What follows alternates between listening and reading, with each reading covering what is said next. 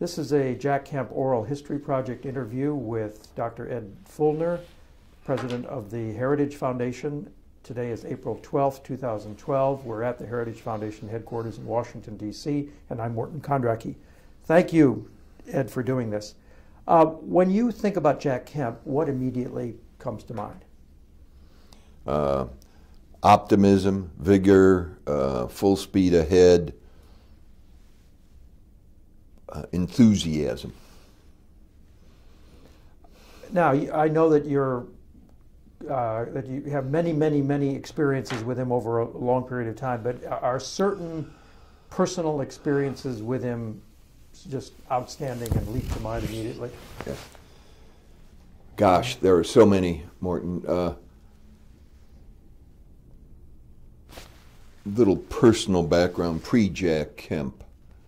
I came to town in '65, worked as a public affairs fellow at the Center for Strategic and International Studies. The second phase of that 3-year fellowship was to be as in effect, an intern on Capitol Hill, but still paid by them.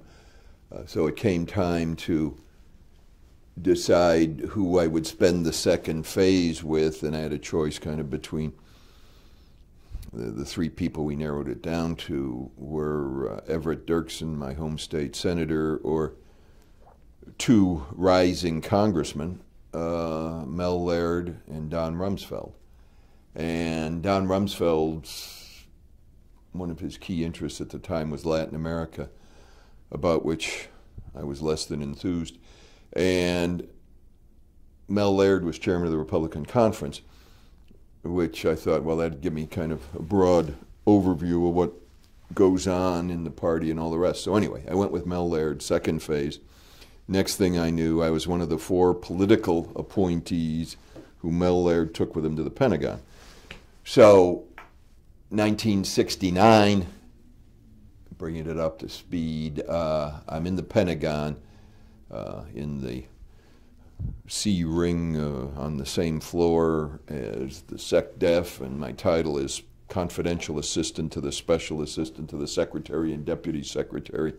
And my main job was looking around and fending off job seekers, basically, who were not qualified for I think we had 87 political jobs, and at that time, counting men and women in uniform, there were 3+ million people in the Pentagon. And so every 2 weeks in the first year of the Nixon administration, I'd go down with everybody from every other department, and we'd meet with Harry Fleming and Peter Flanagan and talk about how we were doing on political appointees in the Nixon administration. And I'll tell you, after about 6 or 8 months, that got to be pretty old. I thought to myself, you know, what I really want to be doing is fighting communists, not fighting bureaucrats, and not fighting to get an IBM typewriter in my office over here with some petty bureaucrat who said that because I'm a GS9, I can't get a typewriter, I only get a manual or something. So Phil Crane was elected actually to succeed Rumsfeld in Illinois. I'd known Phil Crane through the conservative movement, through the Intercollegiate Studies Institute. He asked me to come over and first be his legislative director, and then a year later to be his chief of staff. So by 1970, I was Phil Crane's chief of staff, and we were talking about how conservatives could work together more effectively in the House. All of a sudden, in the '70 election, this bright guy from Buffalo, New York, I kept hearing about, was elected. I think it was '70, wasn't it? He first came in. So '71, I'd taken a leave, gone out, managed Crane's re-election campaign in '70. '71, we started talking about, hey, maybe we'll start something, kind of a conservative caucus within the party to keep pressure on the Bob Michaels of the world, who were quite willing to be in the permanent minority. So we started what eventually became the Republican Study Committee, and I started looking around, and yeah, we had the establishment types who were willing to break to a certain extent, like Ed Derwinski, We had the gung-ho conservatives like John Rousseau and, of course, my own boss, Phil Crane. And everybody kept talking about Kemp. I went in to see Kemp, made an appointment, and my first meeting with him, I'll never forget, I went in, and his whole desk was, you know, full of a kind of a stack of newspaper clips or whole pages just kind of folded over with something marked, and some correspondence, I suppose, for Tilly Smith, who didn't get her Social Security check in Buffalo, New York, in the middle. And he had 2 books on his desk.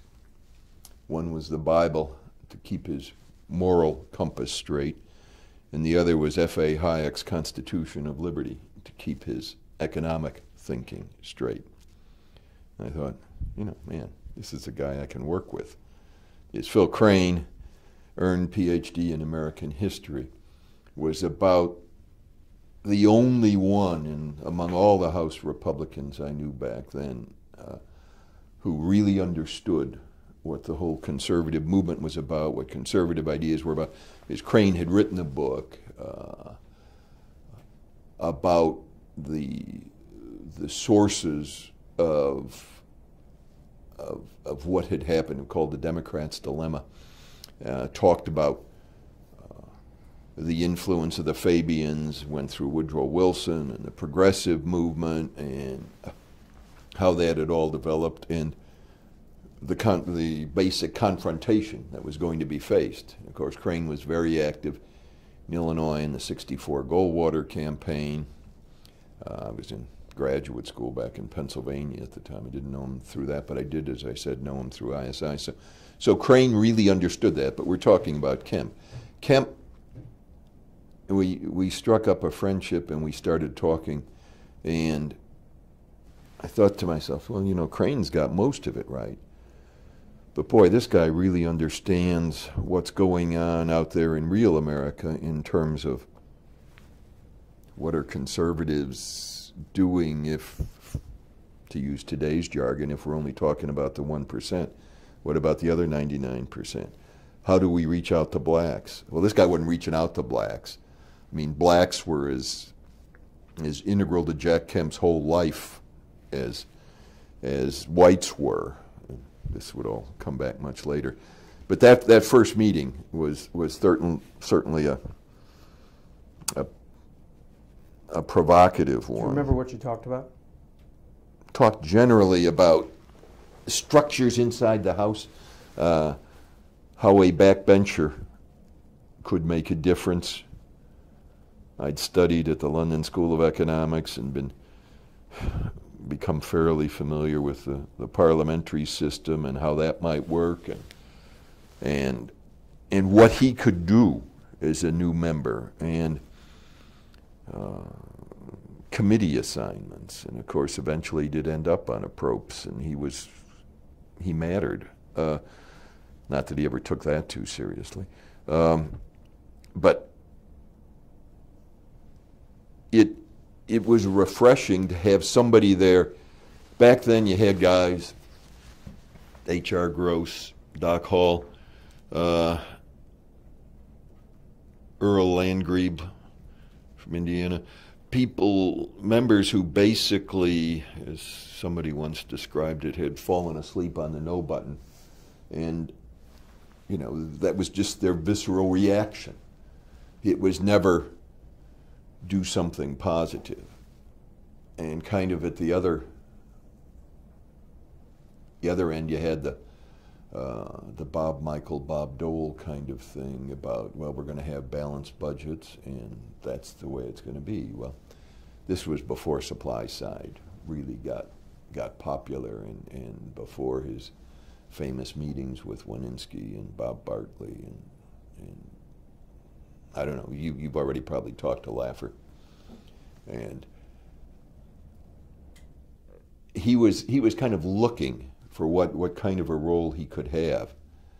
A lot of people recognized him both for, and he and Crane in some respects were almost rivals. They were both men of ideas.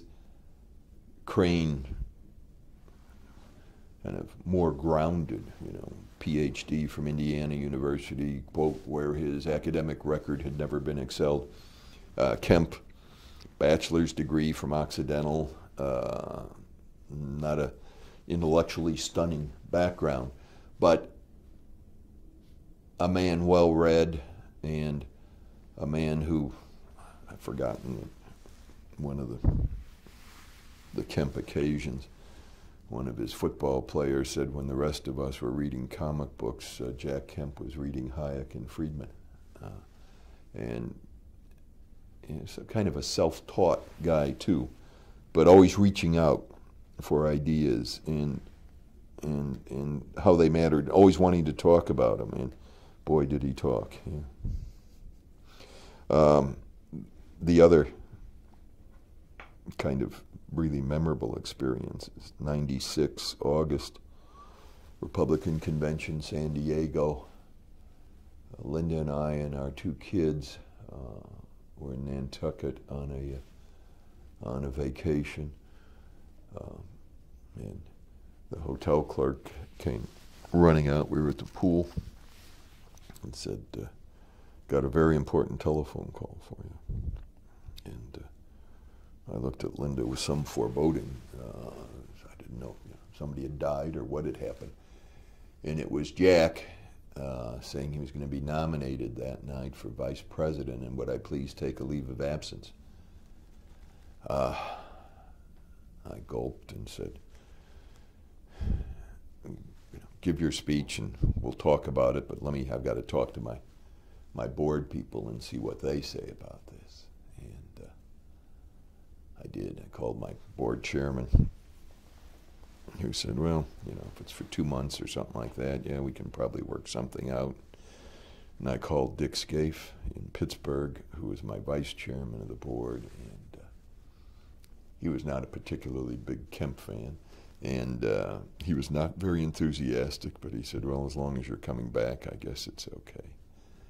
So Linda and I talked about it, prayed over it, and the next day Jack and I had a further conversation. By this time he was the candidate for vice president.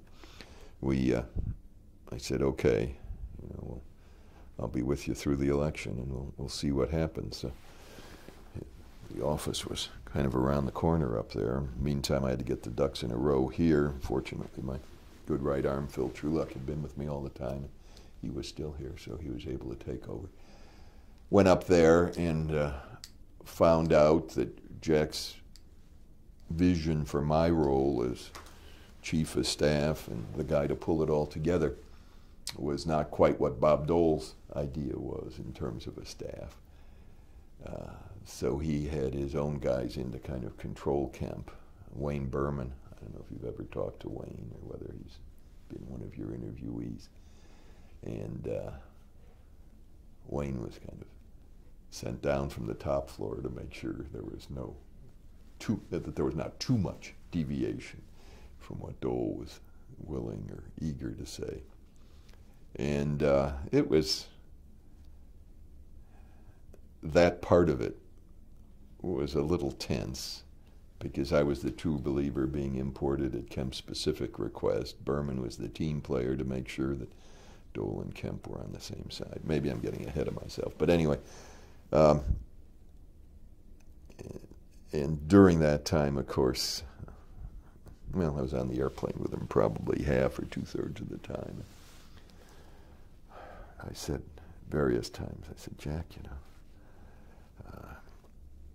we're spending a lot of time in Watts and Harlem and the south side of Chicago. I understand that, but we've also got a base that we've got to make some appeals to. And, we really ought to be, if we're in the south side of Chicago, we ought to stop in DuPage County, which is my home, every once in a while, because if you don't carry DuPage with, back then, with 65 or 68%, you don't have a shot at carrying Illinois. Well, no, we got to make sure that people on the south side know that we care about them. I said, well, you've proven that. But now let's talk to the base a little bit too. It was, the way I've characterized it privately in the past, it was one of those experiences of never regret but never repeat, because I don't know how these guys do it. I was with Mitt Romney last week. And he was up, and obviously somebody had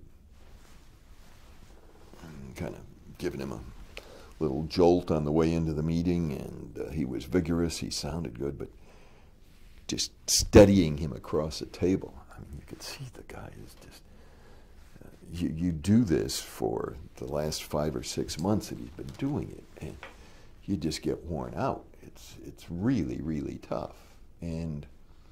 But Jack was just always so up and ready and raring to go. And the traveling press corps was so bored because it was always basically the same speech. And Fuelner was always so nervous because Jack had an early cell phone back then, and whenever the plane would land, the first thing I'd notice would be Jack's on the phone.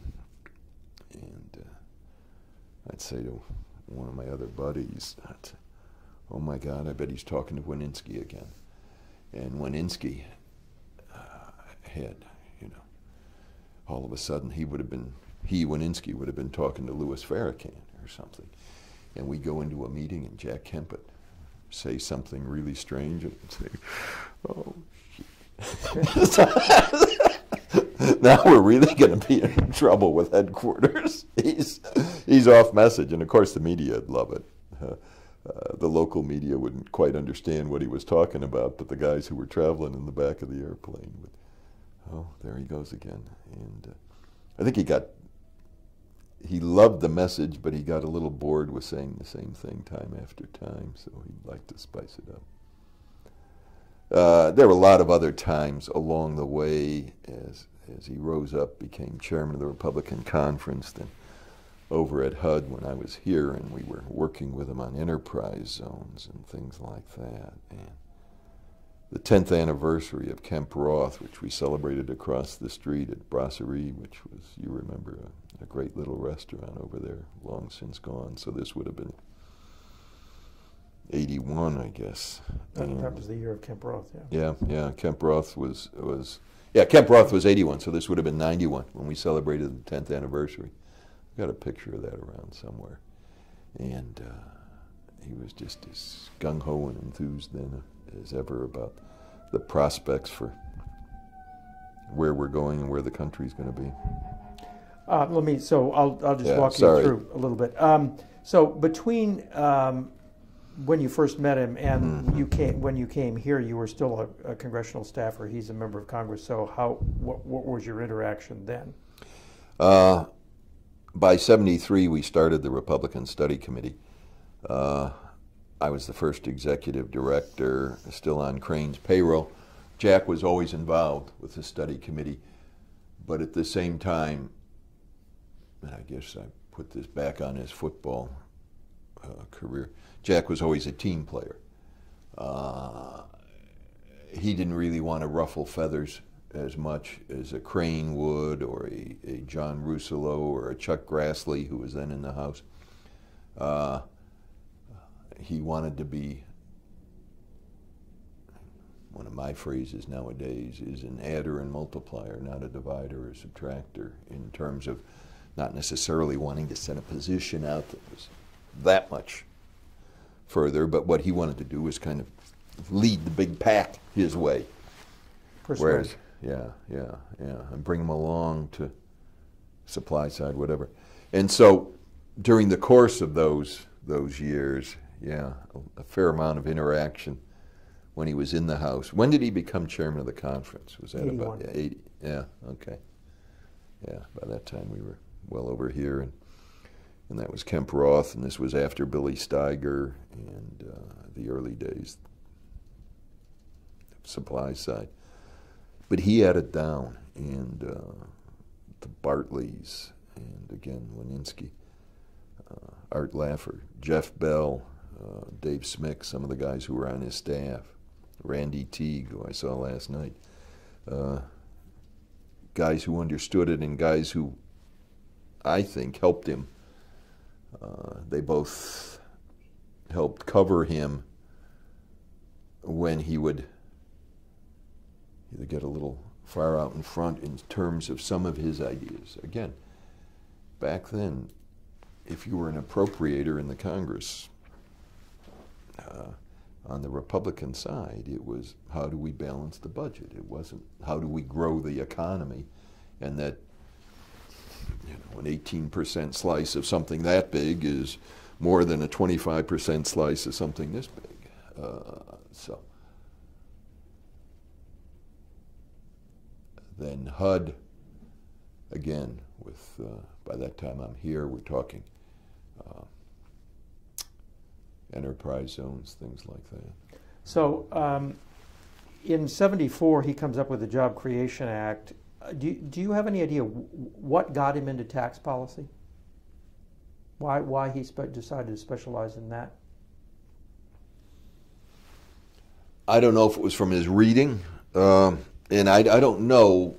You probably, from all the interviews you've done, know when he first started interacting personally with guys like Friedman and whether they were an intellectual influence on getting him in that. I don't really remember. Okay.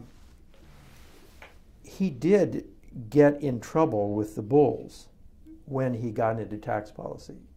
The Chowder and Marching Society, Mel Laird, other people thought, you know, you're outside your lane. What are you doing here? You're not on Ways and Means. Yeah, right. yeah. And those things were, they were pretty serious back then. By that time,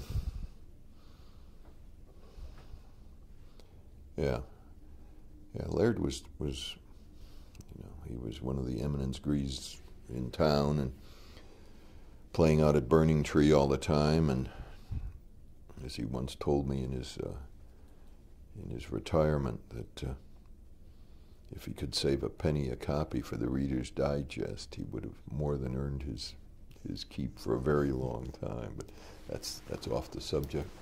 Okay, so you get to Heritage in 1977. 77. Yeah. And then how did you and Kemp connect after that? We stayed in touch. He's in the Rayburn building by that stage. He's moving up. He's getting around the country. 80. You had a couple people who could articulate the conservative message from the Congress, but again, there weren't many of them. Looking around, Goldwater was well past his prime. You had Crane kind of shot himself in the foot because he took out after Reagan and ran to the right of Reagan in the 80 primary, which meant Kemp was one of the potentially loyal troopers. I don't remember at what stage he endorsed Reagan, whether it was very early or whatnot, but he was in pretty high demand in terms of a surrogate, in terms of getting around and talking about Kemp Roth, about the ideas that would become the Reagan tax policy.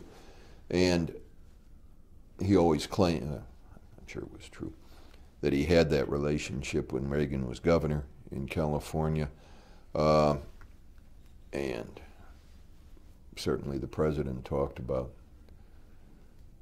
what a quarterback and an old actor could do together in one of the more memorable lines late in the Reagan years. So, our relationship with him, though, in those early days at Heritage, he was one of our heroes on the Hill. He was one of the guys you could call up and talk to and work with. And Lee Edwards might have some thoughts in terms of some of my early correspondence, that sort of thing, that I just didn't look at. Yeah. His intellectual gang was, you know, Crystal and Winniski and Laffer and Mundell, and there was a kind of an AEI located group, and I just wonder how that meshed with your. Yeah, we were the scrappy new kids. They were much more the establishment. So you had again, you had Stuart Butler here working on enterprise zones and tax credits, and we were doing stuff here. We were, well, early 80, when we conceptualized the idea of mandate for leadership, which became the handbook for the Reagan administration. We always say in our Treasury Department chapter was chaired by Norman Ture. And Ture talked about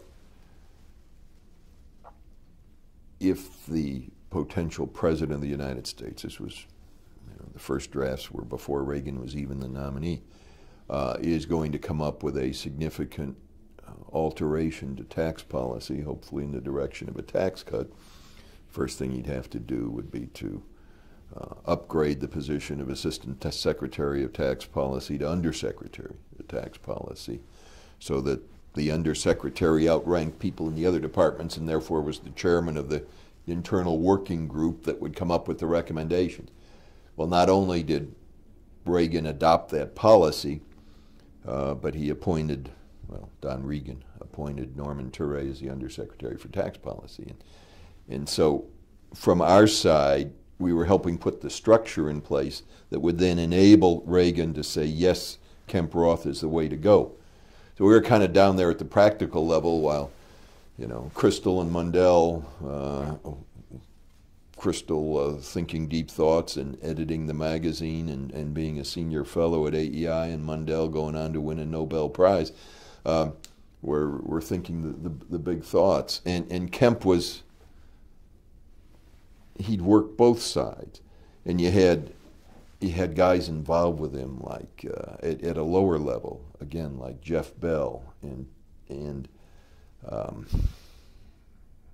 John Paul Craig Roberts. Yeah, John worked Mueller. with Bell. Mueller always had some kind of strange ideas about Social Security and things like that. Anyway, We'll get to that. yeah, okay. So we were kind of a bridge out. No, we were very different from AEI, and if he wanted seminal thinking, he'd be more likely to be there. But I do remember Jack and Joanne being at our house one time when Hayek was our guest of honor at dinner, and we had 15, 18 people there. And Kemp was just loving it, every moment of it. And it was.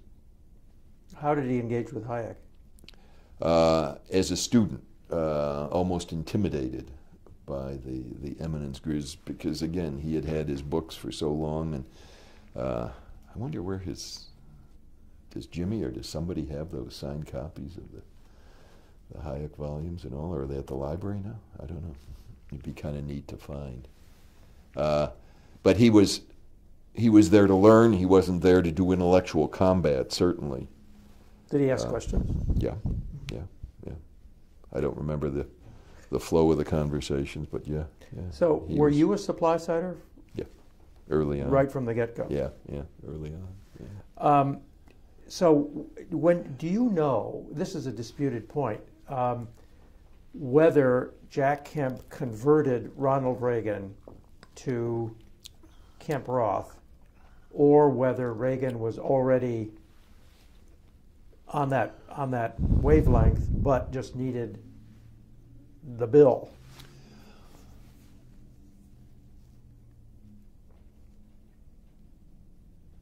My colleague Lee Edwards, who's done a couple biographies, including a fairly recent one of Reagan, talked about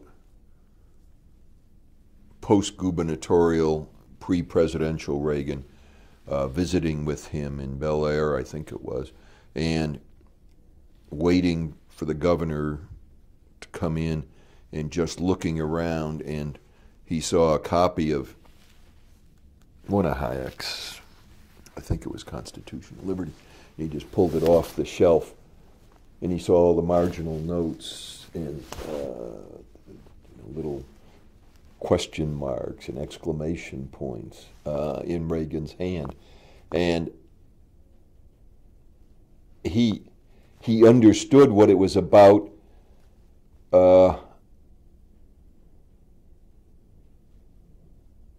I don't think Jack had to do much persuading. There was no,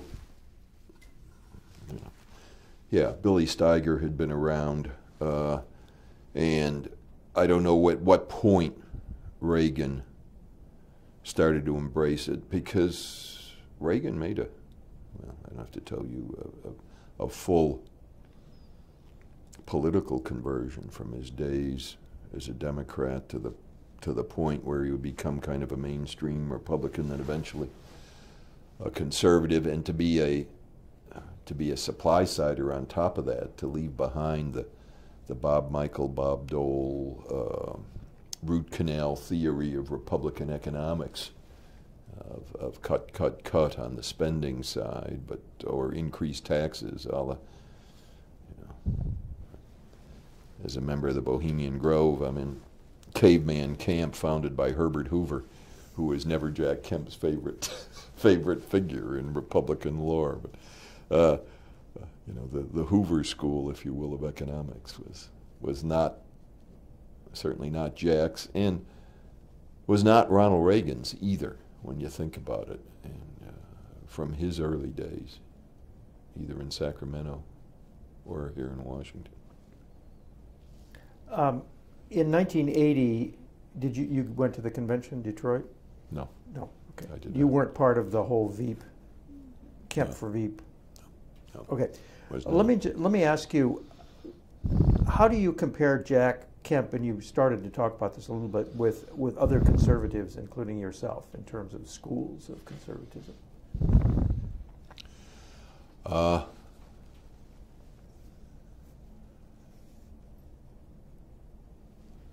Kemp, look, he was pro-life from very early.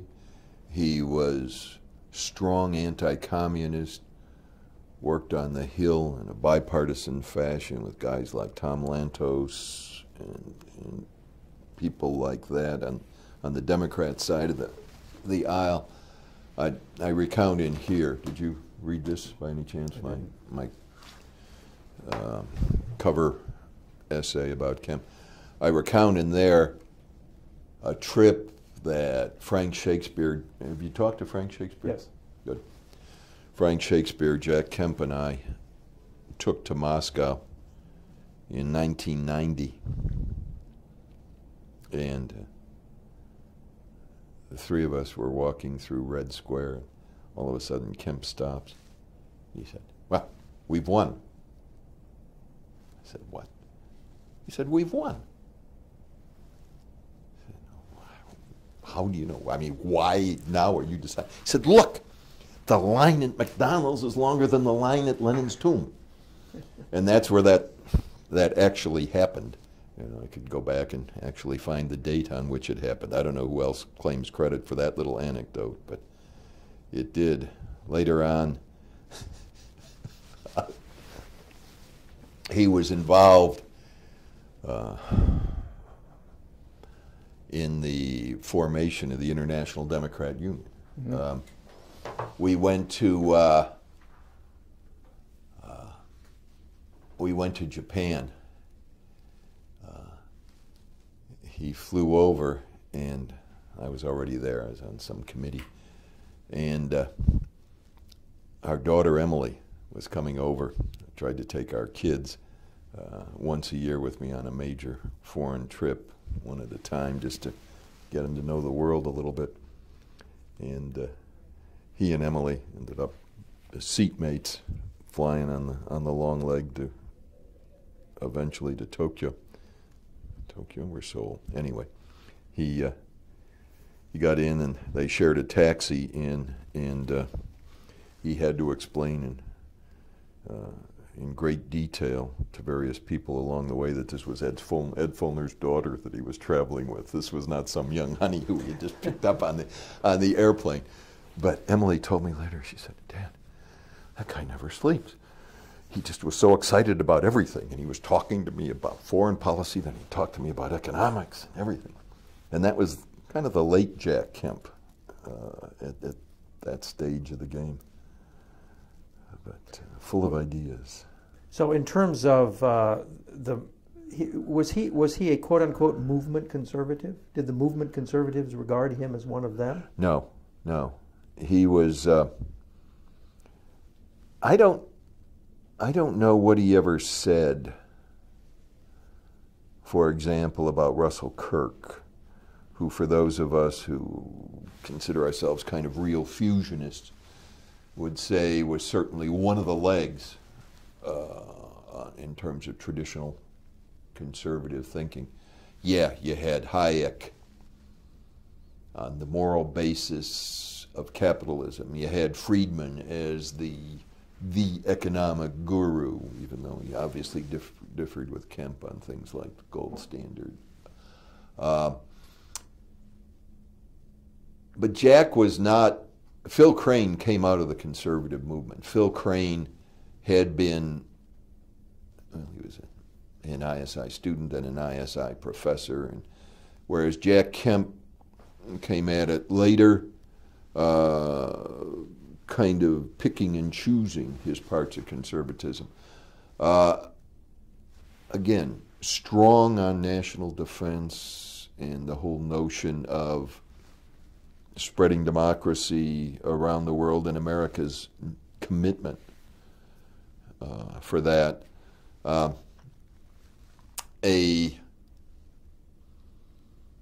Economics we've already talked about, but on the social side too. And far, far ahead of his time in terms of recognizing that when you read the Declaration and you read the founders, that all men are created equal, that back at a time when Barry Goldwater was opposing the Civil Rights Act of '64 and things like that, Kemp was, I think he was already playing football, or he was pretty close to playing football, and the teams were back then probably half black, half African American, but he knew what it was like because he saw it happen to his friends in terms of being snubbed or being denied access or whatever. And he taught us all a lot about that. In fact, I was talking with John Stossel yesterday about the problems we have here institutionally in terms of hiring really good African Americans at Heritage. If we have one who's an economist or a publicist or whatever, and we keep them for a year, year and a half, all of a sudden somebody downtown will hire them away for $15,000, $20,000 a year more, and I can't meet it. You know, it'll throw my whole salary schedule off here. And what do we do about that? But Jack always wanted the least among us to have the opportunity to get up those first couple rungs on the ladder. And he, as I say, he wasn't, I don't think, big on Kirk, but he certainly understood the importance of the private institutions between the government and the individual, and Burke's little platoons. He didn't, I'm not sure he read it, but he understood it viscerally and knew why it was important. And I remember. Was he suspect among movement conservatives because he was a bleeding heart and also had this outreach to blacks? Yeah. He was, and also because I think conservatives were willing to, in the movement, were willing to kind of say, okay, we look at property rights differently. If you're the owner of a hotel and you decide, you know, that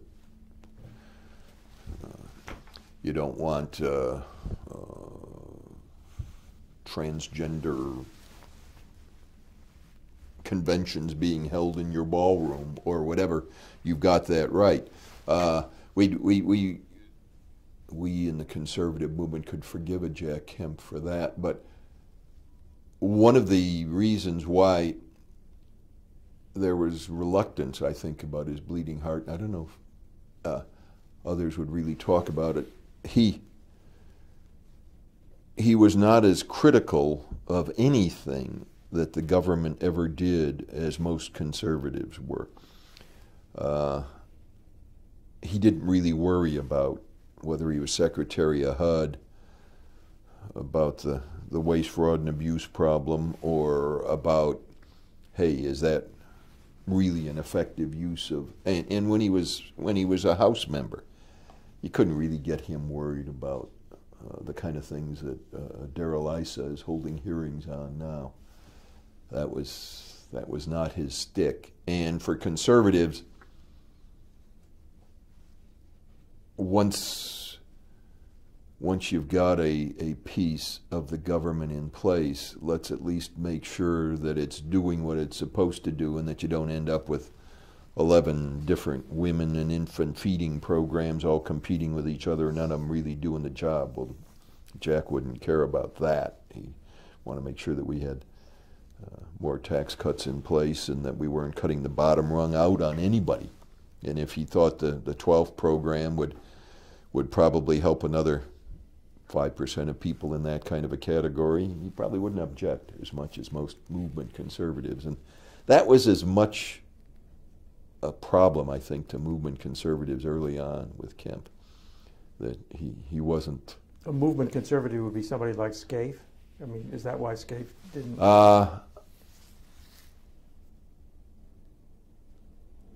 Yeah, Scaife didn't understand Jack. He was a little too frenetic for Scaife. I was present a couple of times, well, at least once that I can, yeah, when the two of them were together, and it was, Scaife wanted to talk about a particular issue on national security. I forgot what it was with regard to the Soviet Union. And Jack was economic policy for a while, and then he went off on kind of social issues. That's where he and Scaife, I warned him ahead of time that, we stay away from that when we talk to Dick Scaife. But anyway, it was. This is gays or what? No. Blacks? Scaife still talks about how the woman who founded Planned Parenthood had been a guest at his family home and had been a friend of his mother. So, things like that. I see. And, anyway. And one other thing that Jack doesn't strike me as being one of the warrior conservatives in the sense of, our job here is to beat the liberals. I mean, the Rush Limbaugh, Newt Gingrich, we're going to capture the majority and all that. He didn't. No, because some of his, first of all, when Ed Fuelner talks about Washington or talks about politics, whatever the broad demographic is, I split it into 3 parts: saints, sinners, and savables. And the saints you want to reinforce, the savables you want to bring over, and the sinners, in this context, a Nancy Pelosi, a Harry Reid, forget about them. Well, for Jack Kemp, there was nobody you'd ever forget about. I mean, he was as convinced that he could bring back then, whoever the Harry Reids and Nancy Pelosi's were, along to his way of thinking if he could just talk with them long enough and get them to focus on his thinking, that they would have to think his way because he was absolutely right, and he knew he was right, and he just didn't understand why they didn't know he was right. And that wasn't always the highest and best use of his talents, or the way I guess most of Washington thinks. But I guess that's what a missionary is all about, that no soul is lost. And to Jack, nobody was. Right. Okay, in the early days of the Reagan administration, as I'm now reading, there were these intense battles between Treasury and the White House. Stockman and Baker and all those guys. Now, were you of counsel to Kemp and those people? No. The first year, back then you could do what I'm about to describe. I actually was a $1 a year guy working for Meese half-time, and I had an office in the EOB in 81. So I was kind of on the inside down there, and Meese was one of his secret allies. Jack would get frustrated with Ed because he knew Ed was basically on his side, but to him, Ed wasn't moving fast enough. Ed wasn't engaging his issues, particularly on supply side, as vigorously as Jack wanted. Well, back early 80, North Carolina primary, I think it was in the Raleigh, the News and Observer. Reagan did an interview, and the reporter asked one of the most interesting questions I've ever heard put to a candidate. And he said, Governor Reagan, if you were in a bind and you had to rely on one person, what one person would you call to help you think through or help you get out of that bind? Without any hesitation, Ronald Reagan said Ed Meese. So Kemp, he didn't know that anecdote necessarily, but he understood viscerally that Meese was his way to overcome the Stockman bean counting and the Baker Bush establishment, Nick Brady kind of thinking of what it was about. I think he was probably uncertain at best about Don Regan because of the Merrill Lynch background and that sort of thing.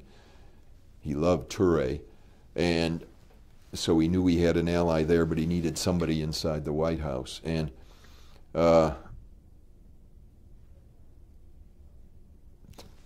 anyway, Meese had other fish to fry besides economic policy, because he was on as counselor for the first 3 years. He was on the National Security Council, and there were a lot of things going on in the world, and that occupied a lot of his time, not just supply side economics.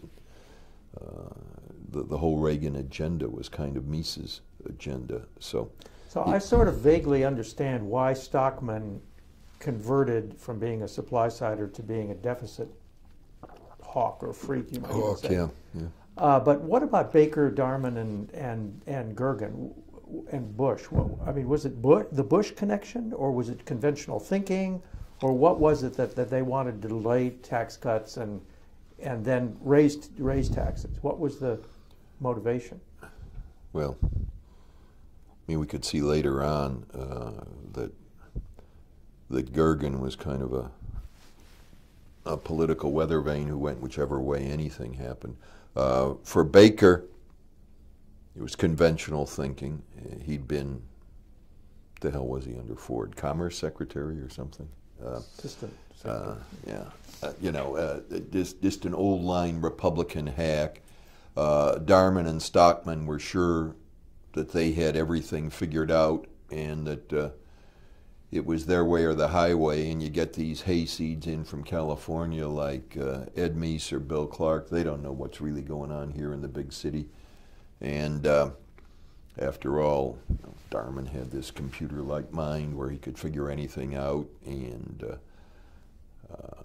Stockman did, and Darman was the ultimate maneuverer inside. And in the meantime, and the other thing about Meese, who was supportive of Kemp, but not necessarily as outspoken, as I said, as Kemp wanted, was Meese was for the conservative movement in the early, particularly in the first term, the outreach to the movement for the Reagan White House.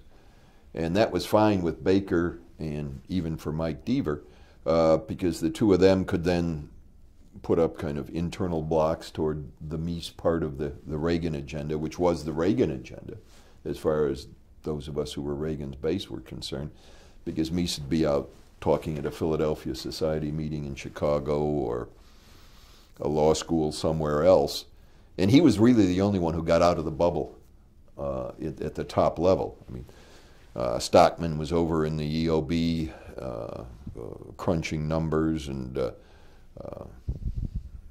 anyway, so they get Ed Meese out of town, or they'd be happy that he was out of town. And I remember one time in '81 saying to Ed Meese, I said, you know, I love you, and I'm just so happy to have this opportunity, but you have one fundamental problem. He said, what's that? He said, that I don't empty my briefcase. I said, well, everybody knows that. I said, no. I said, your fundamental problem is you're too nice. I said, you won't fight back. And you got Baker and Deaver in there undercutting what he wanted to do, and by extension, what the conservative movement wanted, and therefore by extension what had become the Kemp Roth and the whole notion of a growing economy and how to get ahead on that, because and I think it was largely just the conventional wisdom at the time was overwhelming them. What do you understand Reagan and Meese and Baker thought about Kemp? Or said about Kemp? I don't know what they said about him. Publicly, of course, for all of them, it was all happy and smiles, because they knew that he was appealing to a base beyond the Beltway. I'd leave Meese out of this, because I think Meese and Kemp were kindred spirits, again, even if Kemp was more focused than Meese. And even if you're a Meese and you're counselor to the president, you're looking at the paper flow. You're thinking about the next head of state who's coming in, even though you're not in charge of the state. You got to think about those things. You got to think about, hey, a week from next Tuesday, we got to have the next draft of the 5-year transportation bill in, and so that's coming over from some other department. You got to think about those things. Well, Kemp wasn't thinking about those things. He was thinking cosmic thoughts about how to get America moving again after Jimmy Carter and that mess, and he couldn't be bothered with those kinds of details. Well, if you're inside an administration, you got to worry about those details. And in the meantime, I'm sure that the Bakers of the world had fairly minimal regard for Jack. After all, he had been the opponent of their chosen leader, George H.W. He had fought him from the right. They knew where the heart and soul of the Republican Party was, which was to the right of George H.W. And so it's not so much that he was immediately at that point in the early 80s a political threat. It was that somewhere along the line he again might be, which of course he almost was in '88. Just one last question about all that era. The big surprise, I guess, to everybody was the recession. That was clearly caused by Volker's crunching down on money supply, inducing, and Kemp understood that. Yeah. Kemp was yelling about Volker, and yet Reagan had a love fest with Volker. Now, was it Reagan's policy to let Volker create a recession in order to stamp out inflation?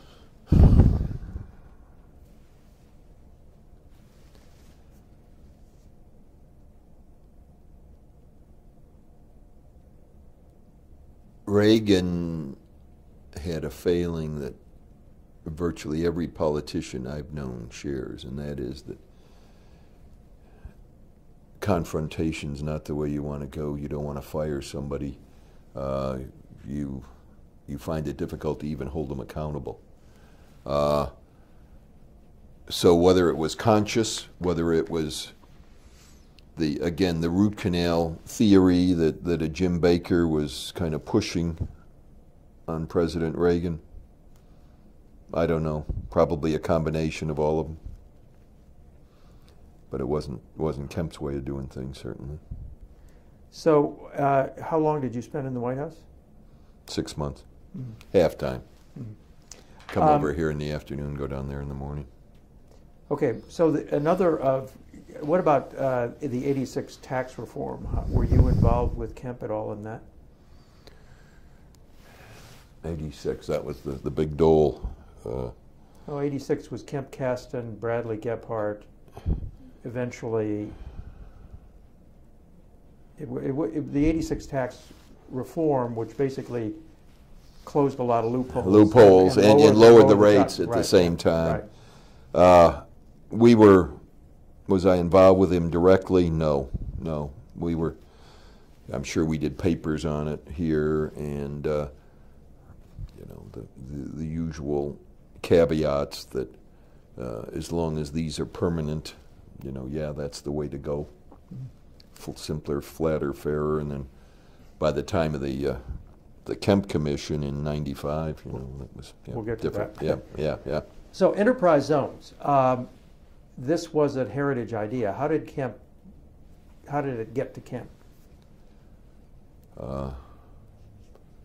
Probably hand carried by me, and then introducing him to Stuart Butler early on. And Stuart's been here now for 26 years, something like that. So it would have been early on in those days, and Stuart always kind of thought outside the box, most of the time very positively, except when we came up with the mandate in Massachusetts, which I'm still trying to explain away, where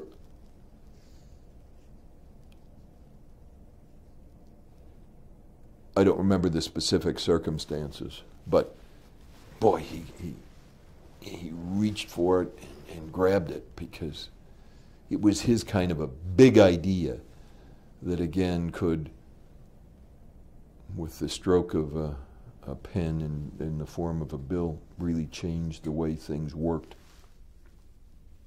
Were there any other heritage ideas that Jack adopted, trumpeted?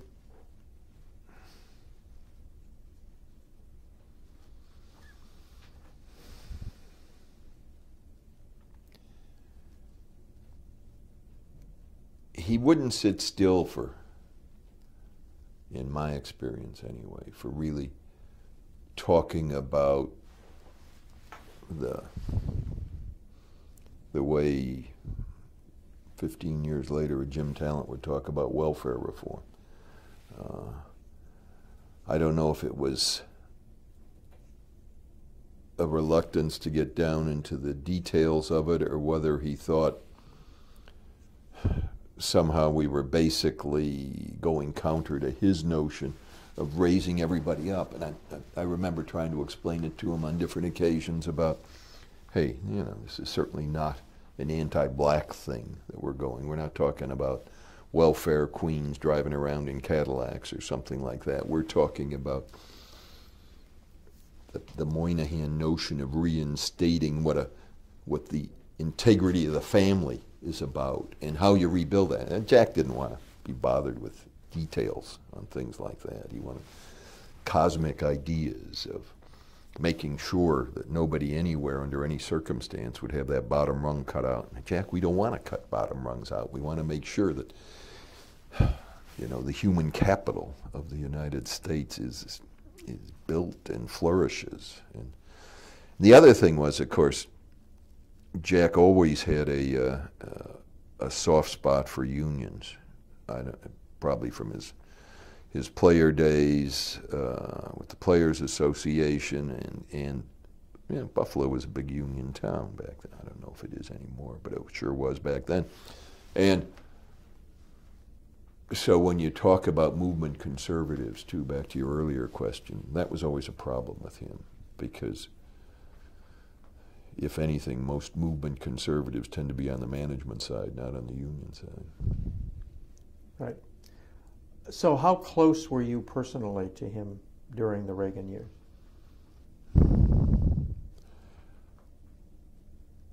Not very.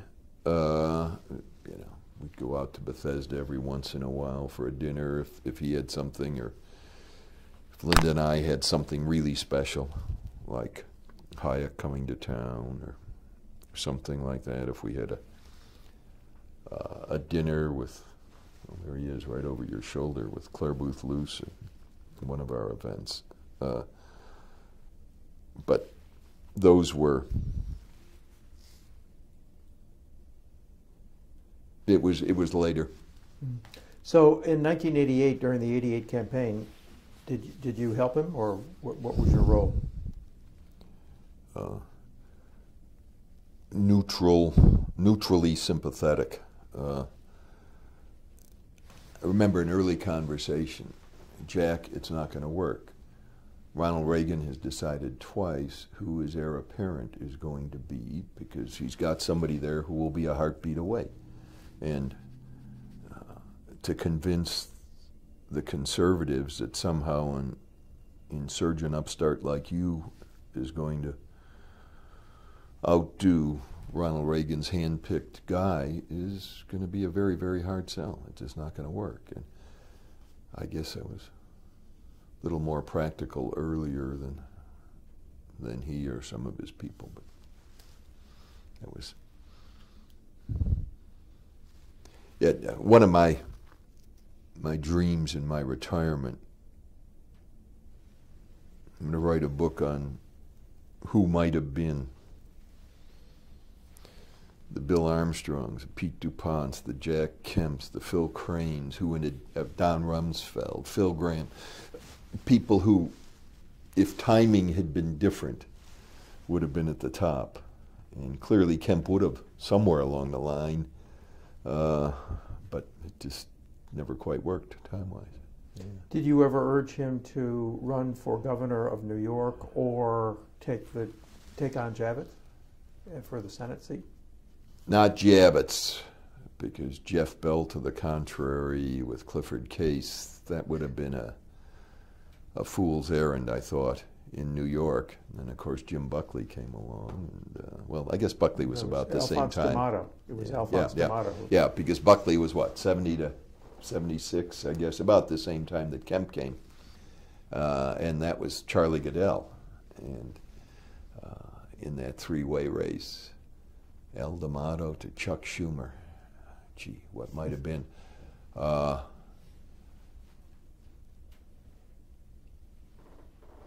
don't recall ever really.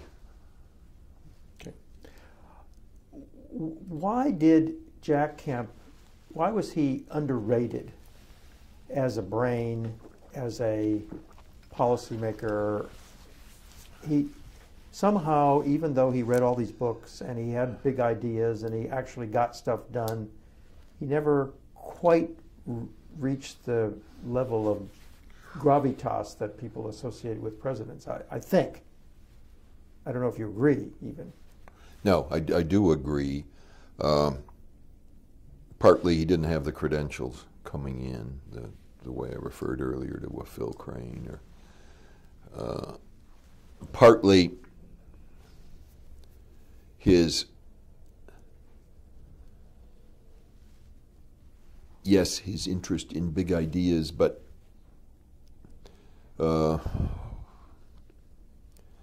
he didn't suffer anybody getting down into the specifics with him. That was not his shtick. Jack, if we lower marginal rates and we're not doing anything about this particular loophole over here, you're going to have adverse. Don't worry about that. Somebody will work those things out. That wasn't a serious legislator, and it might be a man of ideas, but a man of ideas is not necessarily the man who will then do the implementation. The old Hayek story about founding the Institute of Economic Affairs in London with Ralph Harris. When Ralph Harris and Anthony Fisher, who put the money up for it, talked to Hayek, and should Anthony Fisher run for Parliament? And Hayek said, no, start an institution that actually would promote market ideas and competition and the vitality of the free society, and you'll have a lot more impact than you will as a single member of Parliament. Kemp, and when they started Empower America a long time later, the founding dinner downtown, I was seated next to Jeane Kirkpatrick at the dinner, and they asked me to say a few words because they didn't want their people, a lot of whom were heritage people, to think that this was necessarily going to be competitive to heritage. And I got up and talked for maybe 5 minutes. I don't know, this is recorded somewhere, I presume. And I said that, as far as I was concerned, heritage was very good at developing ideas and quite good, better than other think tanks, at marketing those ideas, but one of the things we couldn't do was lobbying. And that's where Empower America would fit in, and we're so glad to welcome them to the conservative team and be able to do this sort of thing. And anyway, kind of polite applause. I went back and sat down, and Jeane leaned over to me and said, thank you, now I understand what we're supposed to be doing here. I mean, yeah, she and Bennett and Kemp were the three founders of the thing. Yeah. But Kemp, you know, he kept describing it as a think tank. Well, it wasn't really a think tank. Yeah, they had Paul Ryan and they had some other very bright kids there with them, but it wasn't really what they were about. You know, if we, as Hayek once said, were second-hand dealers of ideas, they were kind of third-hand by the time they got it, and they were getting it across the goal line, but it was different than developing them. This is getting ahead of the game, yeah. But did they actually, what did Empower America actually ever accomplish? Anything? It gave a base to some important people for a few critical years when they were in the wilderness.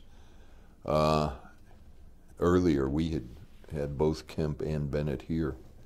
Before they left, and Jeane, of course, was down at AEI. Who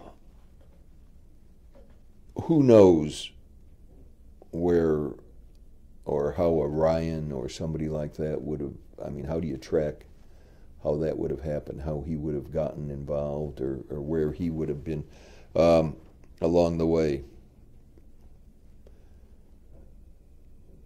Without being disparaging, or for that matter being quoted in Kondracki's volume, no, they didn't accomplish anything.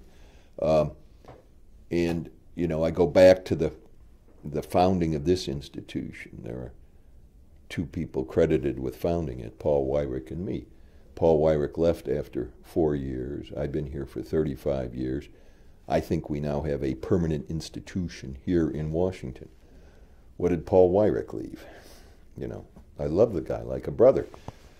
But, you know, and everybody has fond memories of Paul Weyrich. I guess he left the Wednesday lunch that, you know, brings the conservative groups together to talk about things. But you remember he had National Empowerment Television, and that didn't quite work. Now you got Fox on a much bigger scale that is working. So maybe you could say he was a little ahead of his time on that. He used to train conservatives for campaigns.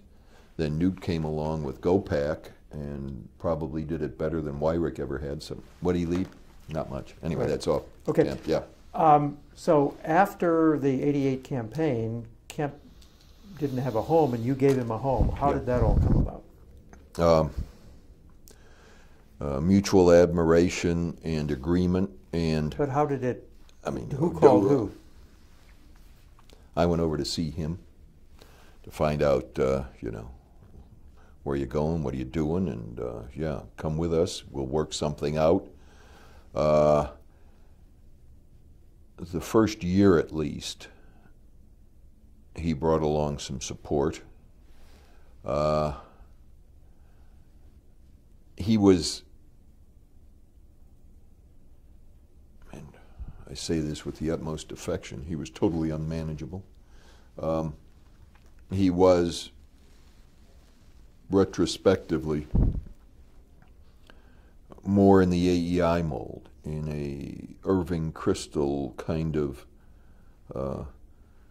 give me an office and a paycheck and let me do my own thing mold, than Heritage, where we sit around and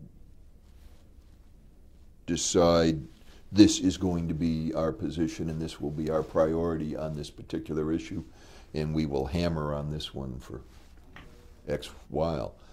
It doesn't mean everybody who's working on missile defense is going to be talking about the Buffett rule this week, but it does mean that we have one position on the Buffett rule, and if we're going to talk about it, that's what we're going to talk about. But Jack was never kind of that way. And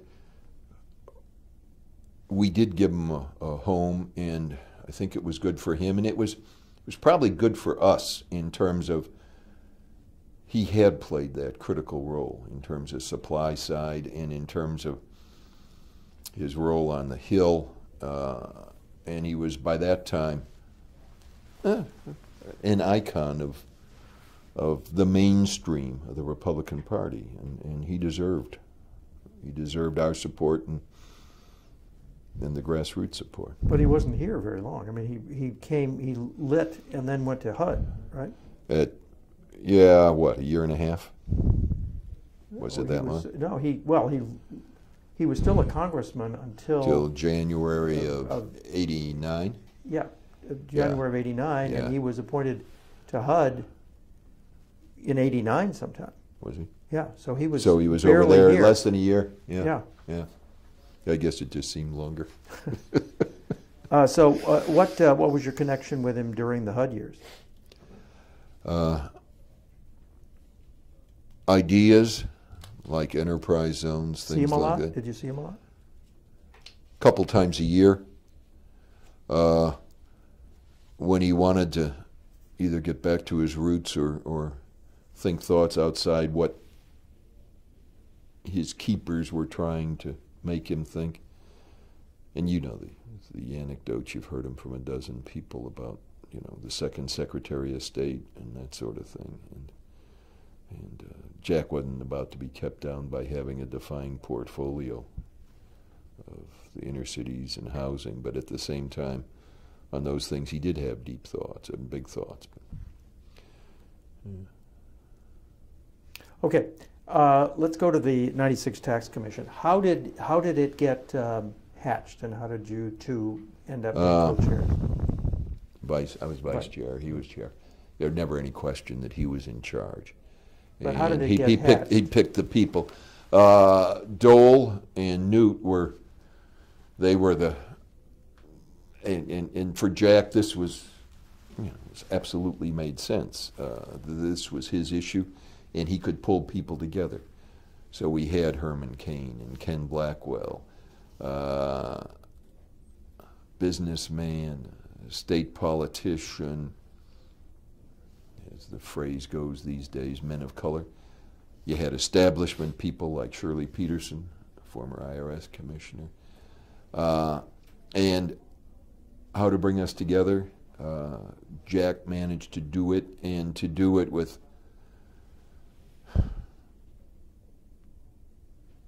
some specificity, thanks to Alan Reynolds and Dan Mitchell, who was then here. Reynolds was over at Cato, and they worked on the draft. We brought Brian Tracy in. Jack was at first opposed to the notion of Brian Tracy coming in. I said, well, what he can do is he can facilitate getting us all together onto the same wavelength. And Brian did a very good job of doing. Do you know him? I don't know who he is. He's one of the highest paid, I guess, management gurus out there today. You Google him, he's got, I don't know, 50 books out there on everything from how you manage to all the rest. And he's on my board of trustees.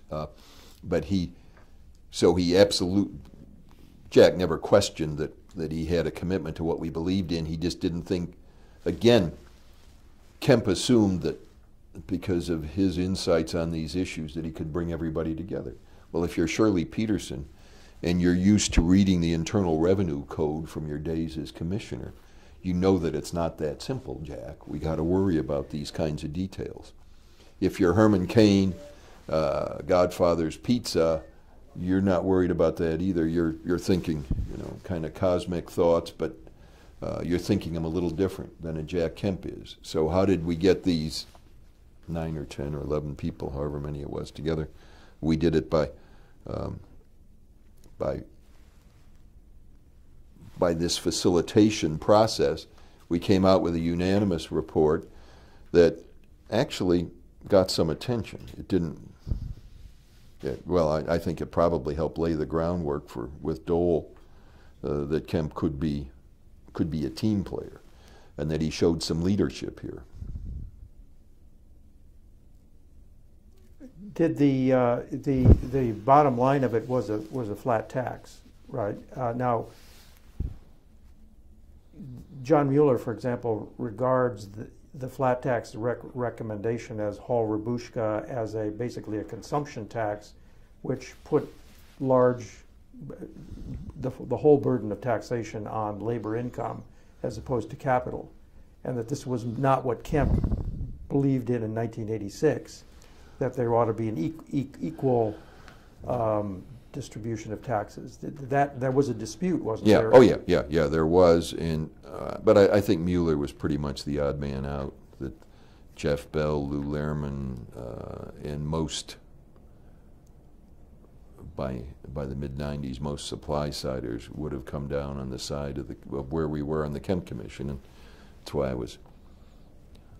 referred earlier to the fact that Mueller was a little bit of a odd man out, and he still is in terms of the social safety net and things like that, where he's, I guess, more Chesterton than Chesterton would be if he were alive today. Did Jack require persuasion? I mean, was there a pull from the Mueller side? No. Not really. Okay. Not really. And Reynolds was very, very good in terms of what he did. He's worth talking to. Oh yeah, we will. Okay, what other memories of the '96 campaign do you have besides what you've already?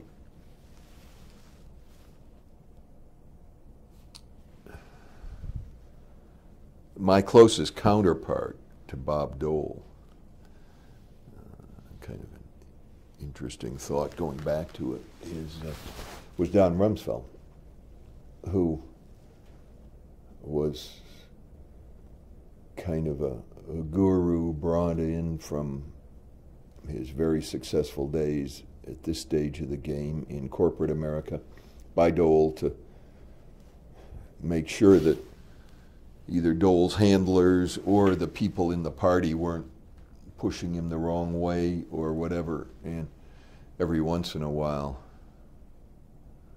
Rumsfeld and I, if we were in Washington at the same time, would sit down and have a sandwich together and kind of commiserate with each other, because we both knew that it was not only an uphill battle, but probably an unlikely effort, and for the way the whole thing was working. My other big memory at the time was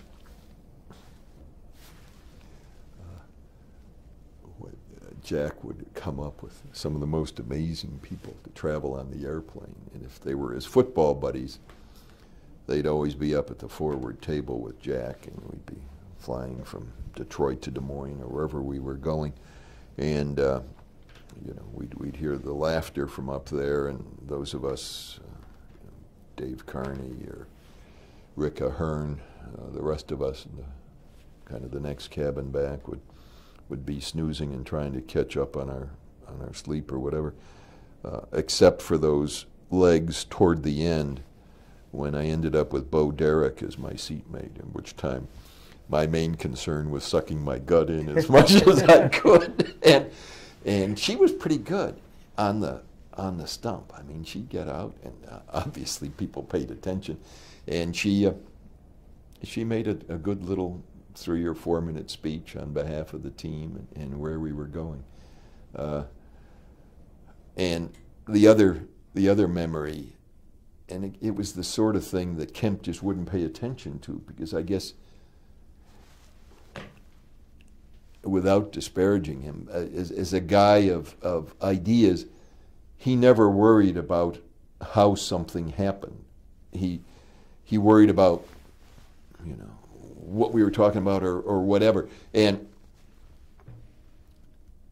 to land in Louisville, Kentucky, to be met by the then, I guess, the freshman Senator Mitch McConnell, or maybe he was a sophomore by that time, on a Saturday at 5 o'clock, and to know that McConnell and the Republican Party of Kentucky had managed to produce 350 people on a Saturday evening.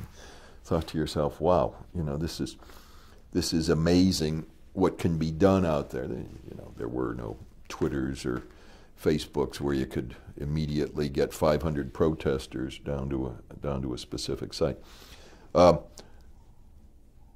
that, but that was not something that ever concerned Jack. Those of us who were with him were kind of amazed and impressed that that sort of thing happened. The other thing was, we spent a whole week before the debate in St. Petersburg with Gore. I had been on the plane with Jack for most of the 2 weeks before that. I had the tapes of the Gore-Quayle debate with me.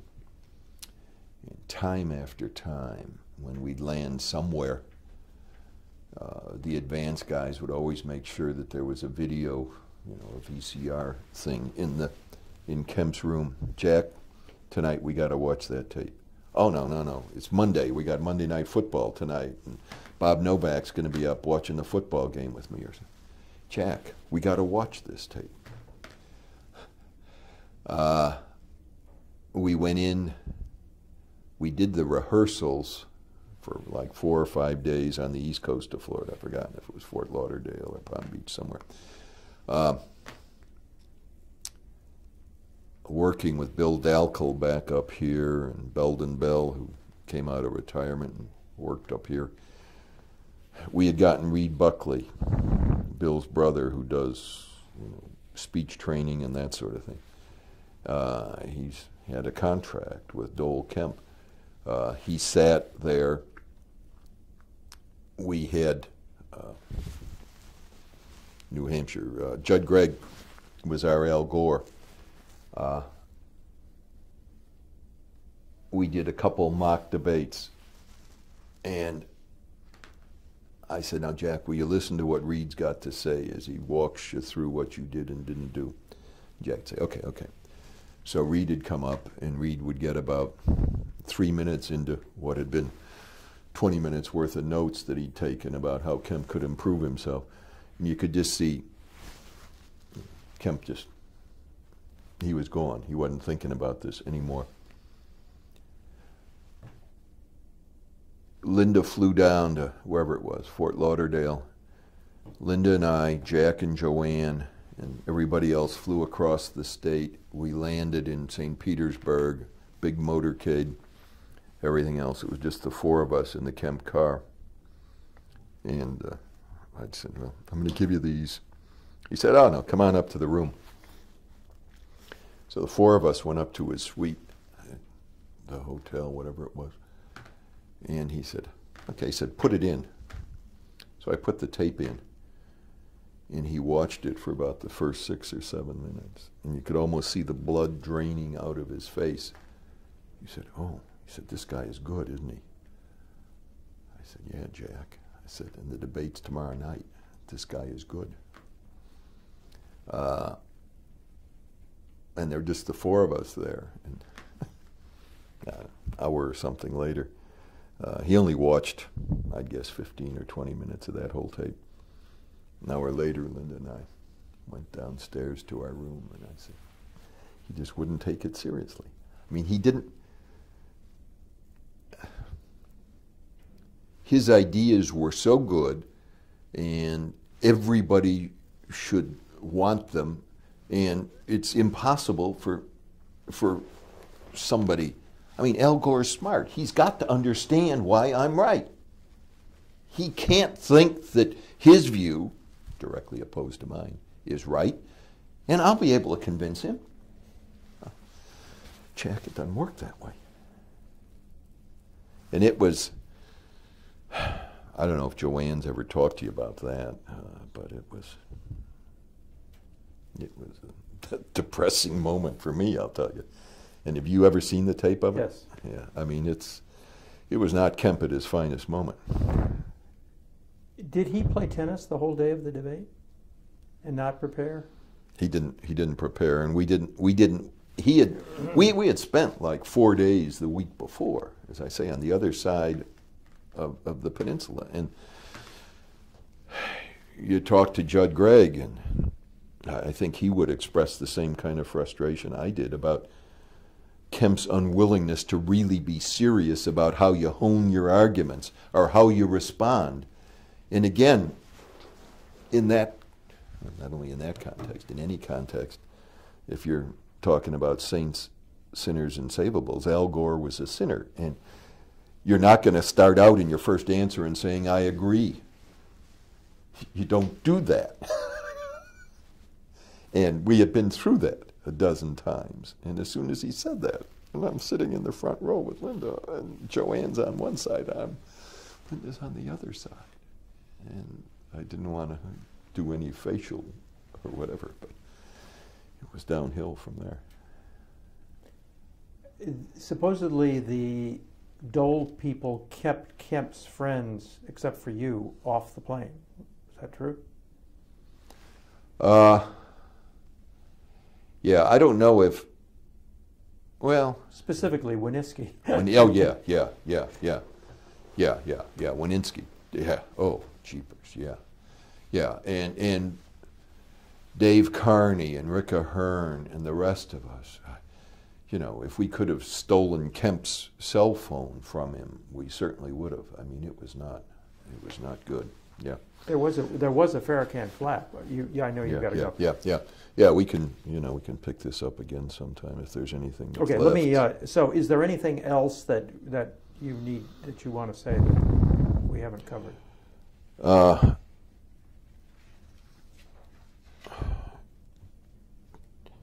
Use anything in my introduction there that you want to the Kemp thing. One of the points, I got an introductory essay to Kemp, and then I use a chapter of his from the American Renaissance, which, as I look at it, I picked it last summer, and it spends too much time on his goofy idea of national referenda, with which I profoundly disagree, but there's also some really good nuggets in there about building the movement and bringing people together that were kind of the heart and soul of what Jack's all about, and that's